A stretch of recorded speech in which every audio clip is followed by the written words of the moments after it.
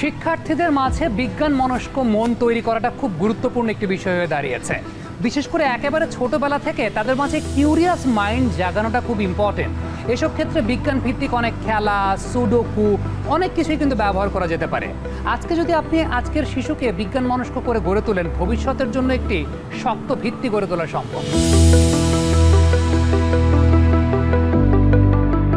শিশুদের বিজ্ঞান মনস্ক করার জন্য সবার আগে মা বাবাকে এখানে একটা বড় ভূমিকা রাখতে হয়। মা বাবা পরিবারকে একটা বড় ভূমিকা রাখতে হয়। কারণ দেখা যায় যে আমাদের এখন মা বাবারা কি করে, যে বাচ্চা একটু করতেছে, বায়না ধরতেছে বা কিছু করতেছে, তাকে একটা মোবাইল ফোন দিয়ে বসায় দেয়।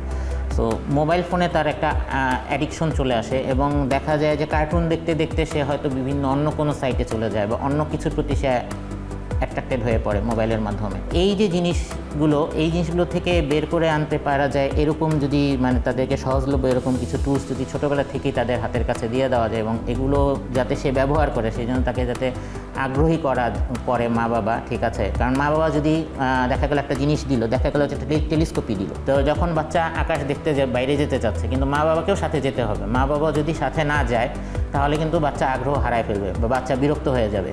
তো দেখা যায় কি, আমাদের এখানে মা বাবারা টেলিস্কোপ দেয় বা মাইক্রোস্কোপ দেয় ঠিকই, কিন্তু কথা হচ্ছে পরবর্তীতে তারা সেই আগ্রহটা ধরে রাখতে পারে না বা বাচ্চাদেরকে সে আগ্রহটা দিয়ে রাখতে পারেন, যার কারণে বাচ্চা এটার থেকে বিমুখ হয়ে যায়। কিন্তু তারাও যদি বাচ্চার সাথে কয়েকদিন যদি এটা নিয়ে একটু প্র্যাকটিস করে, তাহলে বাচ্চা এটার প্রতি আগ্রহী হয় এবং বাচ্চারা যদি বিজ্ঞান মনস্ক হয়ে ওঠে বা এতে আমাদের অনেকগুলো বেনিফিট হতে পারে। সেটা হচ্ছে যে হ্যাঁ, তাকে বিজ্ঞানী হতে হবে এমন কোনো কথা নেই, কিন্তু কথা হচ্ছে সে যদি বিজ্ঞানের ফ্যাক্টগুলো যদি বুঝতে পারে, ভবিষ্যতে সে নিজেকে অন্যভাবে তৈরি করতে পারবে। এখন সে দেখা গেছে যে মোবাইল নিয়ে বসে আছে, সে এখন অনেক বাচ্চাই করে যে আমি বড় হয়ে ইউটিউবার হব, আমি বড় হয়ে টিকটকার হব, বা এরকম সস্তা কোনো সেলিব্রিটিকে তারা ফলো করে। কিন্তু কথা হচ্ছে যে যদি সে এই বিজ্ঞান মনস্ক হয়ে ওঠে, তাহলে সে এই ধরনের বিষয়গুলো তার ভিতর থেকে আসবে না। তো এই যে ফোকাসটা তৈরি করে দিলে ছোটোবেলা থেকেই, যদি সে ছোটোবেলা থেকে তাকে যদি আমরা সেই রকম একটা বেস বা ফাউন্ডেশনের মধ্যে রাখতে পারি, তো সেই ক্ষেত্রে